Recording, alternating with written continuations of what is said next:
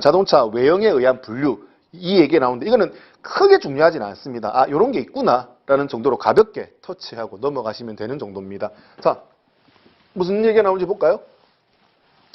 자, 외형에 의한 분류입니다. 우와, 우리 그 승용차 몇 명? 10인 이하잖아요. 10인 이하 인원이 탈 수 있게끔 만들어진 승용차를 다시 뭐로도 얘기할 수 있는데, 세단이라고도 표현하고요. 세단. 그 다음에 뭐, 리무진.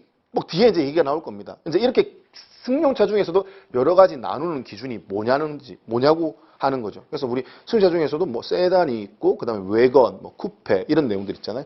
가볍게 보시면 돼요.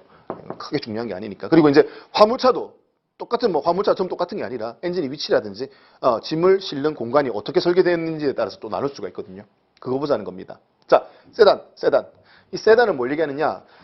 자, 여기 엔진, 변속기, 기계적 장치가 위치하는 공간, 그리고 뭐예요? 사람이 타는 공간, 그리고 짐을 실는 공간, 이 세 개가 명확하게 구분되어 있는 거 있잖아요. 딱딱딱 구분지어져 있는 거. 이거를 뭐라고 한다? 세단이라고 표현을 하게 됩니다. 우리 RV 차량 얘기하잖아요.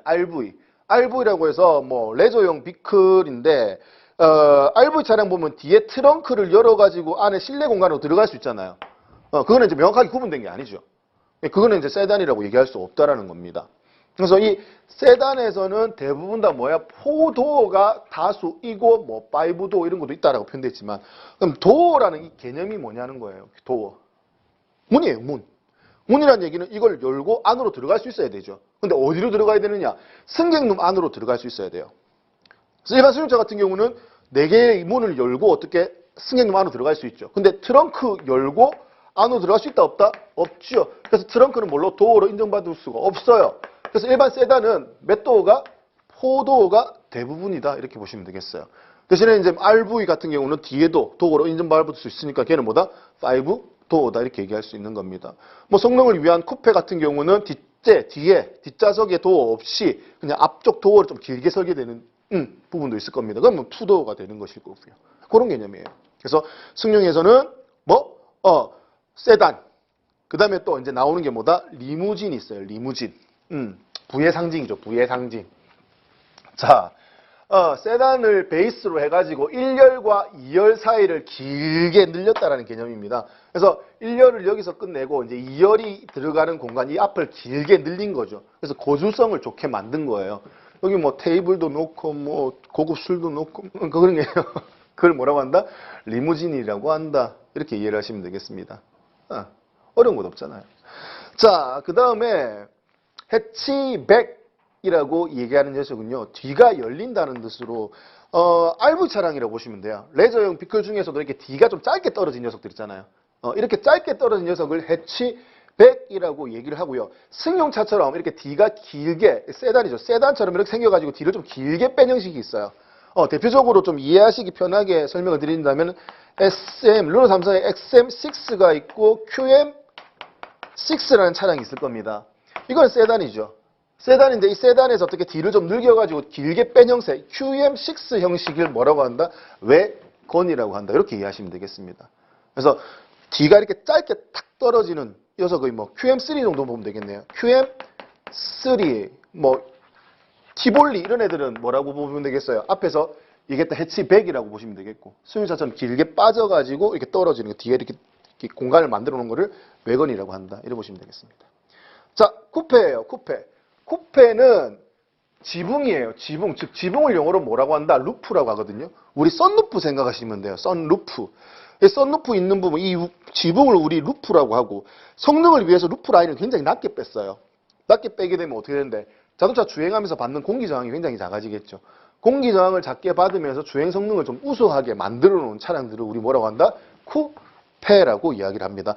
세단처럼 만들어졌는데 높이가 좀 낮다라고 보시면 되겠죠. 자, 그 다음에 이제 컨버터블이라고 이야기합니다. 컨버터블.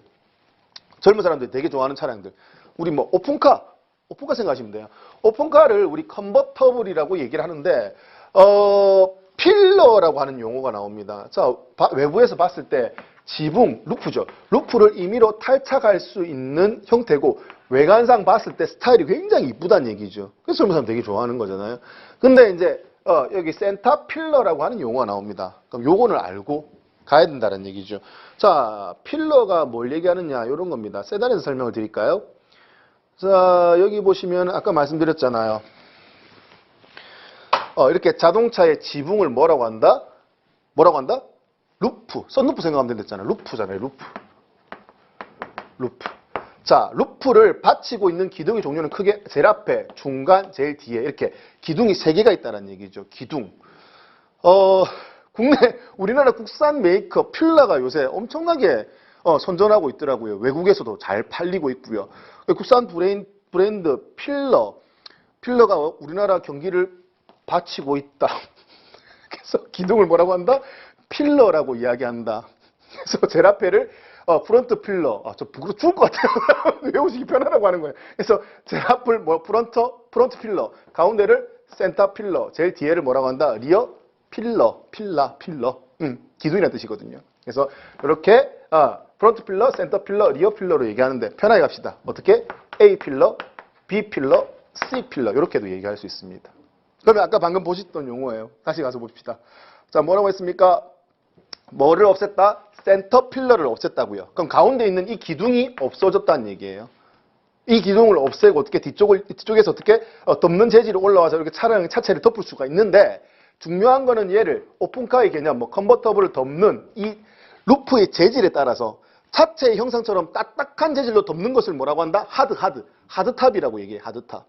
그리고 천으로 된 재질처럼 부드럽게 덮이는 것을 뭐라고 한다? 소프트탑이라고 이야기합니다.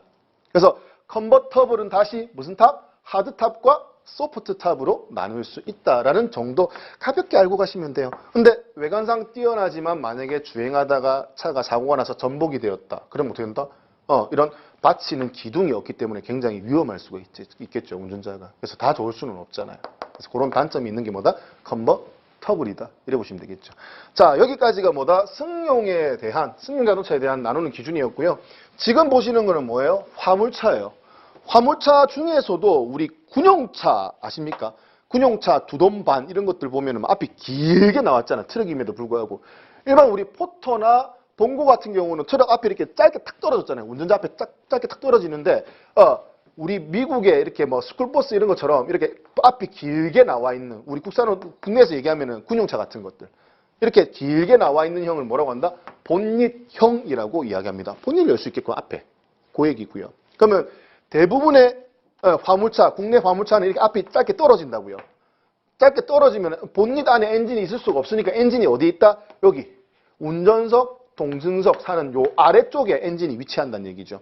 그래서 캡, 이렇게 소형차, 소형 화물차 같은 경우는 엔진을 보기 위해서 시트를 들어 올려가지고 시트를 완전히 뒤로 제끼는 거죠. 그럼 엔진을 볼 수 있지만 좀 큰 화물차 같은 경우는 이 부분을 어떻게 이렇게 타는 부분을 우리 뭐라고 한다? 캡이라고 하죠. 캡이 이렇게 쭉 제껴져서 이 쭉 안에 있는 엔진을 점검할 수 있는 방식이 있어요. 그래서 이걸 뭐라고 하는데 캡 오버형이라고 이야기를 하는 거죠. 그래서 화물차에는 그게 본닛형, 이렇게 캡 오버형도 있고요. 그리고 짐을 실을 때 이 뒤에 오픈된 상태에서 어떻게 짐을 싣고 내릴 수 있는 이 방식을 뭐라고 하느냐? 픽업형이라고 얘기합니다. 픽업. 그러면은 지금 방금 설명드렸던 그 화물차는 우리 소형 트럭, 봉고, 포터 이런 애들은 뭐예요? 캡 오버형인 동시에 픽업형이다. 이렇게 얘기할 수 있고요. 자, 그 다음에 짐을 싣더라도 이렇게 차체 안에 밀봉이 돼서 안쪽으로 짐을 실을 수 있게끔 만들어 놓은 것들 있잖아요. 우리 그레이스 이런 애들 있잖아요. 스타렉스 이런 애들은 전부 다 뭐라고 한다? 안쪽 차체 내부 싸가지고 짐을 안전하게 보관할 수 있게끔 만들어 놓은 걸 뭐라고? 벤형이라고 이야기할 수 있습니다. 그러면 지금 방금 간단하게 설명드린 내용들 간단하게 리뷰해 보자면은 승용에는 뭐가 있다? 승용에는 세단, 그죠? 세단은 엔진룸, 승객룸, 화물 공간 이게 명확하게 구분되어 있는 것을 세단이라고 얘기를 하죠. 센터필러입니다. 센터필러 있는 부분을 길게 늘려서 2열의 거주 공간을 넓힌 것을 우리 뭐라고 한다? 리무진이라고 이야기한댔죠. 리무진. 자, 뒤가 열려요. 뒤가 짧게 탁 떨어져가지고 짧은 상태에서 뒤가 열리게끔 만들어 놓은 것을 우리 뭐라고 한다? 해치백이라고 얘기한댔고요. 승용차처럼 길게 빠졌는데 그 빠진 라인, 트렁크 공간처럼 길게 뒤쪽에 빈칸 부분을 확장시킨 것을 우리 뭐라고 한다? 외건이라고 이야기한댔죠. 외건. 자, 그 다음에 이제 루프가 낮아서 주행 성능을 높인 형태를 우리 쿠페라고 이야기한댔고요. 그리고 이제 오픈카죠. 우리 오픈카를 뭐라고 한다? 컨버터블이라고 표현하고요. 이 컨버터블은 덮는 재질에 따라서 다시 뭐 하드탑과 소프트탑으로 나눌 수가 있습니다. 화물차는 이제 앞쪽이 길게 나와가지고 본닛을 가져서 본닛 안에 엔진을 보관할 수 있게끔 만들어 놓은 본닛형. 그리고 캡, 그건 화물차가 이렇게 틸트되는 이 캡의 아래쪽에 엔진이 있는 캡 오버형. 그리고 짐을 노출시킨 픽업형. 그 다음에 안에 싸고 있게끔 만들어서 어떻게 외부에 뭐 비나 눈 맞지 않게끔 짐을 실을 수 있게끔 만들어 놓은 것을 뭐라고 한다? 밴형. 여기까지예요. 그렇게 뭐 이런 정도가 있다라는 것만 간단하게 이해를 해 두시면 되겠습니다.